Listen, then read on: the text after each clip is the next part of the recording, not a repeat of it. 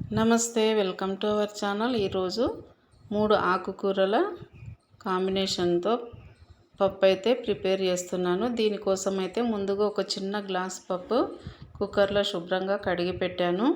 ఒక అరగంట సేపు నానింది ఇది. ముందుగా ఇందులోకి ఒక పావు టీ స్పూన్ వరకు జీలకర్ర వేసుకుందాం. అట్లాగే హాఫ్ టీ స్పూన్ వరకు పసుపు వేస్తున్నాను. ఇంకా ఇక్కడ ఉల్లిపాయ అయితే ఒక మీడియం సైజుది మొత్తం కట్ చేసి ఇందులో వేసుకుందాం. అలాగే ఆకుకూర అయితే నేను కొత్తిమీర, మెంతికూర, ఇంకా అట్లనే అన్ని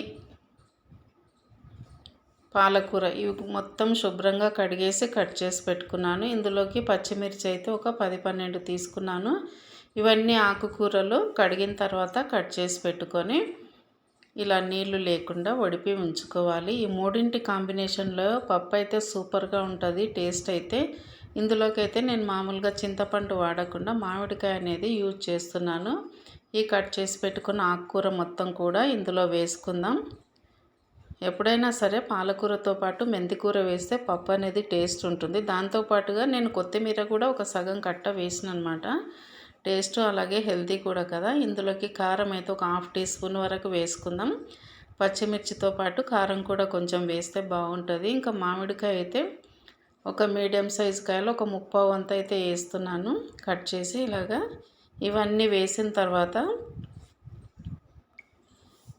ఇంకా కుక్కర్ మూత పెట్టేసుకొని ఒక 4 విజిల్లు వచ్చేంత వరకు ఉడికించుకుంటే సరిపోతుంది. మామిడికాయ ముందుగానే వేయకుండా ఆకు మీద వేసుకోవాలి, తొందరగా ఉడికిపోతుంది. ముందే మామిడికాయ వేస్తే కనుక తొందరగా ఉడకదనమాట.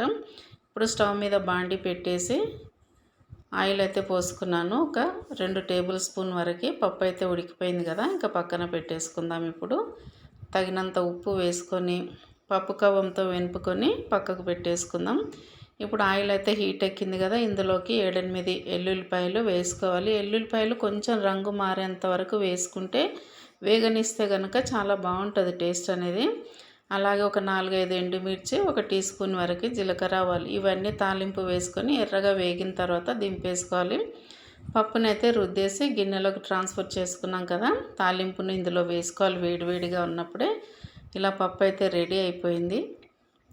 ఇంకా ఇందులోకి అయితే కొంచెం నెయ్యి వేసుకొని కనుక వేడివేడి రైస్లోకి తింటే సూపర్గా ఉంటుంది. టేస్ట్ అయితే చాలా బాగుంటుంది.